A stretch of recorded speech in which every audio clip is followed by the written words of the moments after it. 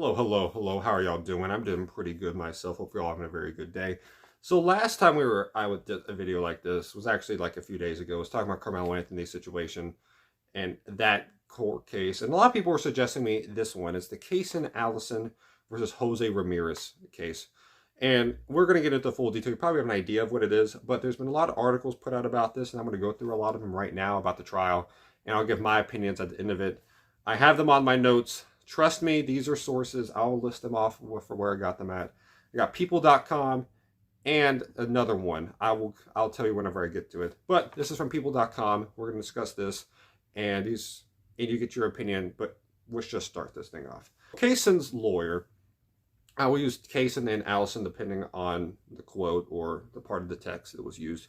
Usually Allison will be mentioned since it's the last name, and Ramirez. So Caysen Allison's lawyer said he was a force to fight Ramirez in Ramirez's group of friends. To give an idea, that's iffy. Ramirez's friends apparently have had a bad history of wanting fights and trying to get fights with people and being not patient at all, causing a lot of urgency, pushing the agenda, I should say, upon that. That's not a good thing at all to have. But sometimes people like that. People like to have that identity that they like to fight. And then this was a really weird thing. This would caught a lot of people off guard. This case happened in 2022, or at least this event happened in 2022. His bail went from $1 million to $175,000. Big difference. That's an 82% drop. That's insane. 82.5, to be specific. In July of 2022. And then he can serve up to 5 to 99 years in jail, depending on what happens. Depending on what the judge says. Depending on what the judge says. I doubt he's going to get off this scot-free. I would be shocked. And if you don't believe so, get your opinion after this, but just listen to everything that happens. So it was a recorded fight. Ramirez swung first, which Allison responded with a knife.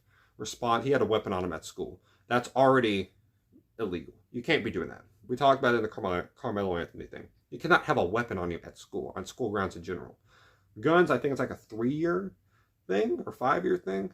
That's the bare minimum. I assume knives are not too far off because it still has the same intent. Just one is a lot more easier to kill than the other. Does not mean that a knife just pulled out randomly during a fight cannot be used in the same way pretty much as a gun. It's a killing mechanism. It's a killing device, buddy. Like, you're going to die. It's a weapon. He cornered him while his friends ran out the bathroom. That was one of the things was discussed. There was a group, I think, of 6 people overall. Could be wrong. I have it in here. Of 6 people in there. Some of his friends were in there. I think a stepbrother of Ramirez was in there.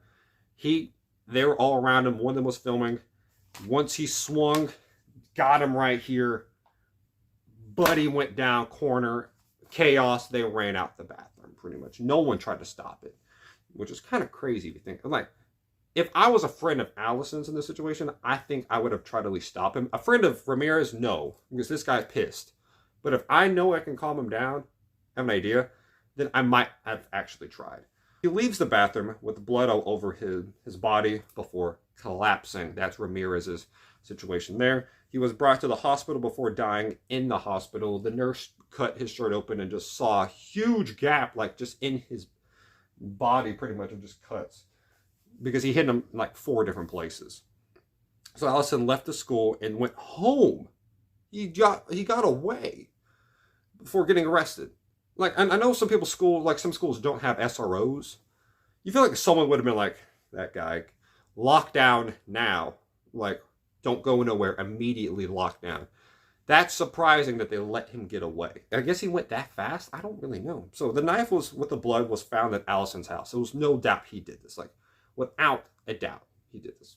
If there was any question, you have the cameras. It's at his house. He got blood on him. The only real defense here that you can try to come up with is self-defense. If you don't understand why, you will hear throughout this entire video on what possibly could have been the self-defense mechanism or self-defense reasoning about this. So the court records show that a new charge was also brought on Allison after the incident, saying he assaulted a family member. This was brought May 9th. That was 6 days after the event, which happened May 3rd, 2022. May 9th is my birthday. I don't know if that has anything to do with this, but I just wanted to point that out.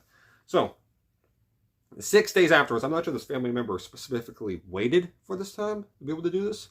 But this is not a good thing to have on your case. That could definitely add to a sentence depending on how severe this assault case is. I mean, you're going to get added to it no matter what, but it's not a good thing to have on your resume. Nothing's good. This is a bad situation overall. Horrible. This could only make it worse for him.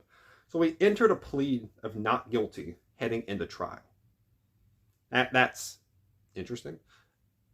It's self-defense what he's trying to go for. Again, we'll show throughout this. So Chris Biddle, this is coming from crime.com. This will have a lot more details than people.com. People.com have more of an overview. This has a lot more in-depth details. So Chris Biddle, a friend of Allison's, testified about the text with him after a prom event party where Allison acted aggressive toward Ramirez's friend's girlfriend. I don't know if about y'all, but if you got a friend of yours and another dude's messing with his girl, you kind of step in the way. I don't think you put hands on him until he gets aggressive, which it says here he was aggressive. So you might have to put hands on him to keep him away. That's what you got to do. You got to defend people who might not be able to defend themselves. You don't know the situation. I'd assume a random guy walks up on a girl.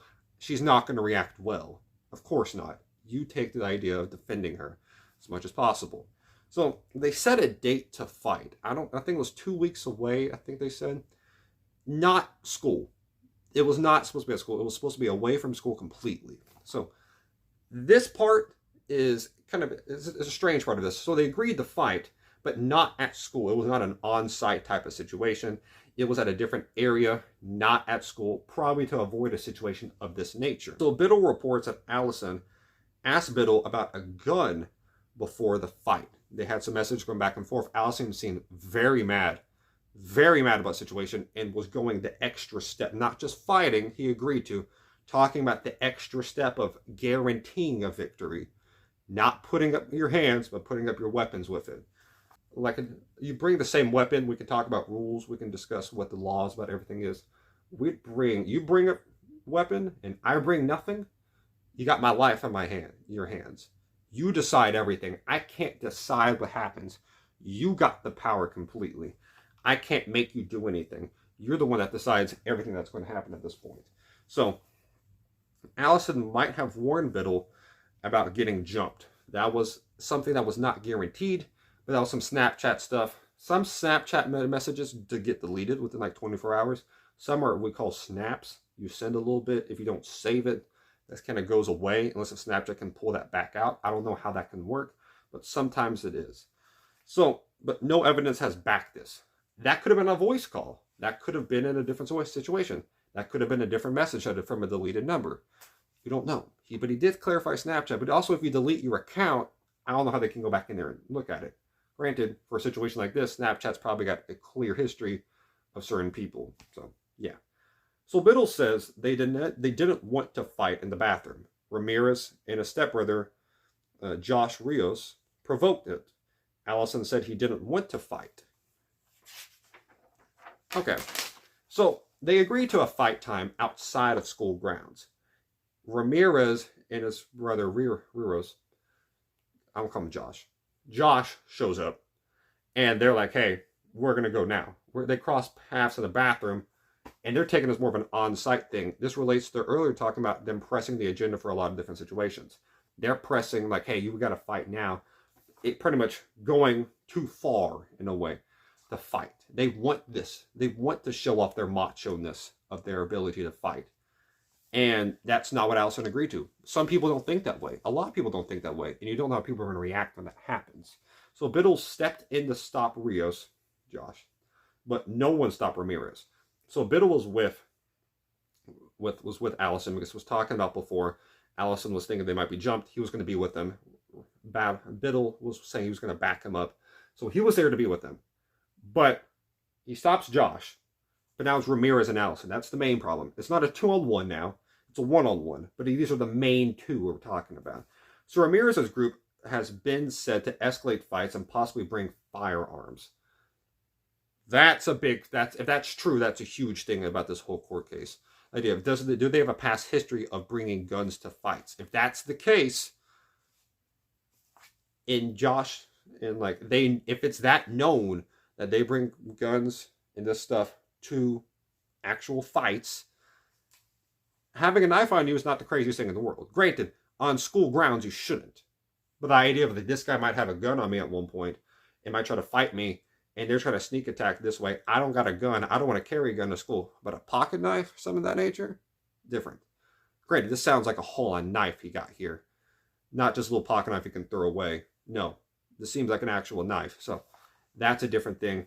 But that's just the idea of you don't want to have that stigma around you of someone who brings firearms to fights and that just stuff in general, because people will defend themselves when that's actually brought to the table. And if you don't have it on you, stuff like this can happen. So Ramirez and Josh made several threats while blocking the doorway, possibly locking the bathroom door. I don't know how many I've never had a school that actually had a bathroom that locked. Granted, I don't go to the best public schools in the world. I really don't. But in this situation, there's a door there. You sometimes can lock it. Just turn that thing a little bit. Locked. And you're standing in front of it. Now you're kind of cornered in a way that you can't get out. You know this guy has a weapon on you or whatever. So what do you do here? This guy's already threatened you. This history between these people. And now they're blocking the only doorway, only exit out of this bathroom. There's almost never two exits in a bathroom. So why would there be? Because this shouldn't happen. But now they're blocking it. And now this guy has a knife on him. He's probably thinking this man might actually have something on him. They might be trying to jump him at a bad time because they've been hearing those rumors before. You know what this group is. So now you're in the alert mode of like, okay, this could be a big problem. Barnes is an ex of Ramirez in the situation. This is a whole different person. But she had a close relationship with Allison and knew of the rising tensions. So she was with Ramirez in the past. And then, the last name is Barnes, not the first name, but she was an ex of Ramirez. And Allison knew him pretty well. So she had an idea of what was going on here. Barnes said the fight was supposed to be off campus, and Allison said he wanted Ramirez on life support. That's a big damn threat. That's pretty big. That's as big as you can get. He's not thinking of a fight. He's thinking of a murder right here, and that shows. He was talking about guns in the early situation to Biddle, and now to Barnes talking about that. That's huge. That's a big part of thinking. He's not thinking of this as an actual fight. He's thinking of a situation he can get him alone and just get him there. Might be his opportunity now. So he's coming in of bad intentions. This is not a fight, react, life or death situation. He has this mentality heading into the altercation at any time. And clearly he's been prepared because you want to bring a knife to a school unless if you think someone's going to go down. So Shamal and Morleo, I'm bad at names, Morleo, were both in the bathroom when the event went down. So this is their view of what happened. Shamal recorded everything until Ramirez got stabbed, which is when the video was cut off. He turned off the video immediately. Good thing. But it's also not a good thing that Ramirez wanted this stuff to be filmed. Ramirez has a history of wanting stuff to be filmed. That's not a good thing. Because that puts a lot of pressure on the person you're going after. I'm going to be embarrassed in front of everyone if I lose to you. I don't want that to happen. I really don't want that to happen.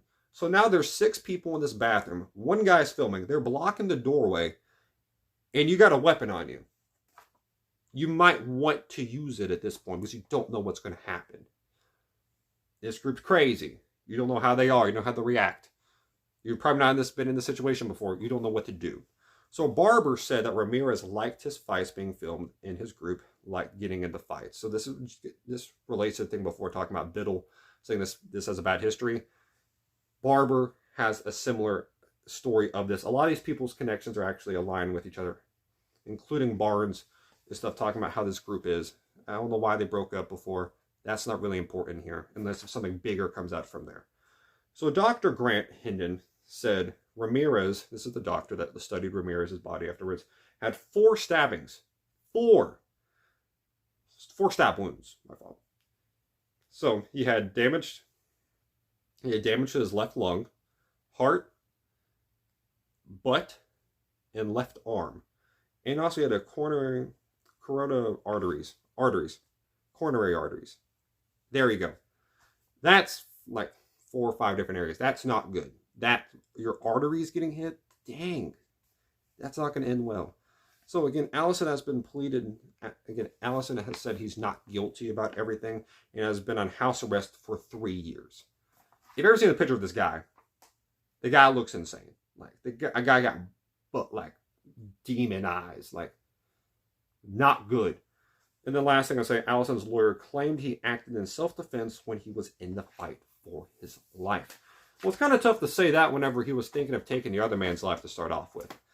And I think I kind of try to play devil's advocate a little bit throughout this to give you an idea of what self-defense actually could have been for here and how that could have been justifiable. I don't see how this is justifiable in any way, in my opinion. You have intentions to kill this guy, wanting my life support from the beginning. You brought a weapon on school campus. You can't do that. Ramirez did not act well. He got put in a really rough position. He put you in a really rough position. That doesn't mean you have to kill him. That's a difference. That's a huge difference. You don't bring a weapon on school campus. Also, this is May 3rd. These people were 17 years old. And maybe 18 around that time. You're a senior. You don't have to show up. If he could just leave school just randomly, you could have not just been there. You could have drove away. You didn't have to make this happen. You can say, Ramirez, we're not going to do this right now. You set a time, we're going to do it then. Not here. Granted, you're put in a lot of high-pressure situations, but if you don't have the weapon on you, that's not even a possibility. Follow that rule. You're also talking about killing him from before, putting him on life support, Barnes said. And that relates to what I said before from Biddle, talking about how in that situation he was talking about guns. We're talking to him about that. Weapons from big destruction. Life-threatening possibilities with weapons. That's huge. That's what I got to say about this. I think this man should be locked up for at least 20 years. You cannot do that. You can't do that. You can't react that way. This guy, especially with a bad history of assaulting possible people in your family, Ramirez picked with the wrong guy, but Allison did initiate everything, messing with one of his friends' girlfriends. That's bad. That's bad. Very bad. You started from there. You don't do that. You don't. No, you stay in your own lane. You don't cross that. You don't do that. He defended him. Ramirez might have went a bit too far. He tried to jump him, tried to be the macho guy he is. And sometimes I'll bite you in the butt. This time it did a lot more than it could have been. Rest in peace to Ramirez. I hope his friends learn this is not the right way to live. To act like this and be this macho type of, I'm going to fight everyone type of mentality. But sometimes you run into someone that don't give a damn and wants to kill. And you gave him opportunity, and he did it. And if he gets away with the self-defense, I'd be shocked. So that's my opinion upon this. He should be in jail for this stuff. Yes, put in the comments your own opinions. This trial is going on. Hope you have a great day, y'all. Stay safe. Remember, God bless y'all.